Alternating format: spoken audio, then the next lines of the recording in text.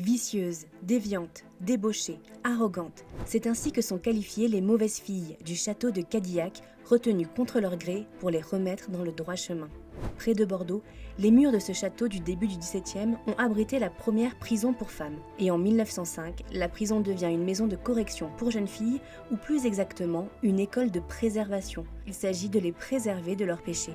Car si l'institution est publique, ce sont bonnes sœurs et prêtres qui y sont gardiens de la morale. Elles ont entre 13 et 21 ans et sont placées dans cette école à l'ambiance carcérale pour cause de fugue, de mauvaises mœurs ou simplement de vagabondage. Ce qu'on voit apparaître en arrière-plan, c'est la misère sociale. Cette justice, c'est une justice de classe et qui traite donc les filles comme une sorte de sous-catégorie des classes dangereuses, considérées évidemment comme particulièrement menaçantes pour la société. Pour mater ces adolescentes débauchées, on leur coupe les cheveux, on les habille en uniforme, on les fait dormir dans des cages, on leur interdit tout ou presque, on leur apprend à être de futures femmes au foyer. C'est quand même beaucoup un contrôle de la féminité et du féminin qui se joue dans ces écoles de préservation.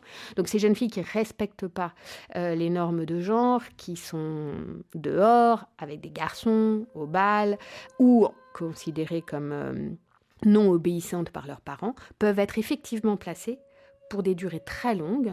Discipline, punition, isolement, cachot, chaque écart, chaque acte de désobéissance est sévèrement réprimé. Les violences physiques sont officiellement interdites, mais les cas de maltraitance sont manifestes, et les conditions sanitaires et d'hygiène catastrophiques. Elles ne sont pas vêtues, leur cachot est un parc à cochons, et leur dortoir un pigeonnier. Alors qu'en prison, les peines sont de quelques mois, d'un an ou deux. Ici, les adolescentes sont placées le plus souvent jusqu'à leur majorité, à 21 ans. Au fil des ans, des dizaines de jeunes filles essaient de s'évader. Certaines se mutilent, d'autres commencent des grèves de la faim. Elles ont peu d'espoir en leur avenir. Pensez-vous réellement qu'un monstre de 19 ans doive le rester toute sa vie ? Je me le demande, mademoiselle. Alors il aurait mieux valu que je ne sois pas née. Mais songez qu'avant d'être un monstre, j'ai été moi aussi un être sensible. L'autrice de cette lettre s'est donné la mort dans cette école. Son suicide et celui d'une de ses camarades entraînent la fermeture de l'établissement en 1952. Pour en savoir plus sur les mauvaises filles du château de Cadillac, écoutez cet épisode d'une histoire particulière.